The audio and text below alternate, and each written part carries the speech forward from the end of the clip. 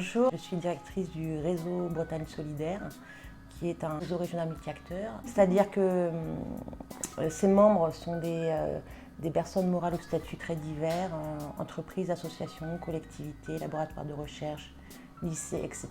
Mais tous sont porteurs de projets de coopération internationale.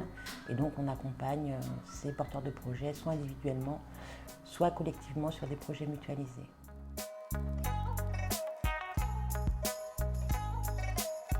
Le projet a vraiment débuté au début du confinement, mi-mars 2020.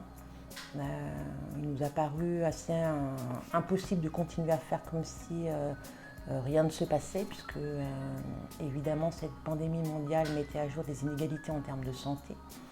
Et il se trouve qu'en janvier 2020, nous avions rencontré avec un administrateur de RBS, Martin Lozivit, très proche du réseau des Fab Labs. Nous avions rencontré Hugo Bain, alors vice-président du réseau français des Fab Labs. Et ça a été l'occasion de réfléchir avec Martin et dire essayons de voir si, avec le réseau français des Fab Labs, il n'est pas possible de venir en appui avec des labs africains, puisqu'on savait qu'il en existait. Hugo Bain nous a informé que les Fab Labs africains étaient eux-mêmes organisés en réseau. Et il nous a mis directement en contact avec Médard Agbayazon. Et par ailleurs, Hugo Bain, ayant une très bonne connaissance des Fab Labs français, a vite identifié les Fab Labs qui pourraient être intéressés par la dynamique. Nous avons également été mis en contact avec Amadou Diallo, qui est fondateur et animateur de Airbus Community à Toulouse. Et donc c'est ce petit noyau-là qui a permis de grossir, d'élargir le cercle des partenaires et d'arriver au résultat où on est aujourd'hui. Le projet porté consiste en deux volets. Un premier volet qui consiste à doter financièrement 10 Fab Labs ouest-africains membres du réseau ouest-africain en matériel et équipement, découpe laser, imprimante 3D, filament 3D, etc.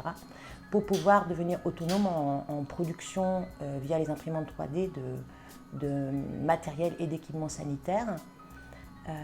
Et le deuxième volet, c'est une expérimentation à Cotonou d'une machine développée notamment pendant le confinement par un Indien dans la ville, le Fab Lab Rennais, qui est une machine qui permet de recycler les plastiques et de les transformer en divers produits, dont sanitaires et dont filaments pour utiliser dans les imprimantes 3D. Donc l'idée, c'est que la machine soit construite directement à Cotonou. Et puis surtout, qu'il y a un travail en amont et pendant le montage d'adaptation de cette machine aux réalités, notamment climatiques, d'Afrique de l'Ouest. Voilà, sur les aspects techniques, les Rennais seront sollicités pour accompagner et former les acteurs béninois au montage, à l'installation et à l'utilisation de la machine et à sa maintenance.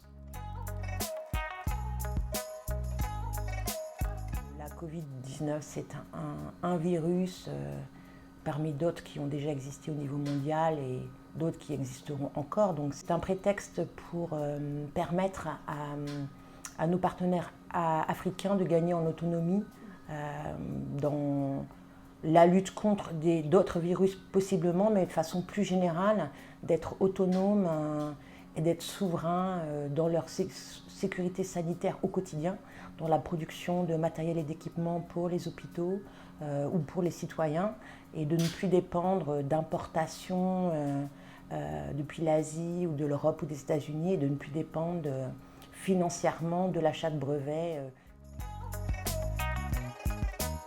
Actuellement, le projet a obtenu deux cofinancements qui ont permis de doter 3 Fab Labs, un financement de la Fondation de France et un financement de la ville de Rennes.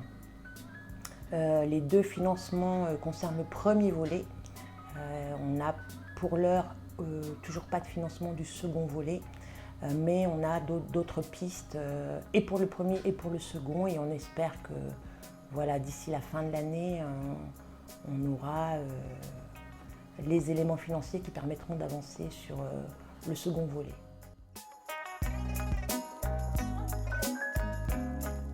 La première commande a été faite fin septembre Et les livraisons, parce que les délais de livraison sont assez longs, sont attendus fin novembre et début décembre. Les labs disposent déjà d'imprimantes 3D, mais pas en grosse quantité. Ils doivent en avoir une chacun et encore pas tous. Donc là, ils seront dotés chacun d'une imprimante 3D et de l'ensemble du matériel permettant de gérer son entretien et d'un lot de matières premières permettant à ces machines de produire. L'idée de la dotation, c'est du matériel neuf avec tout l'équipement autour qui permet de gérer les pannes et qui permet de produire davantage en fait.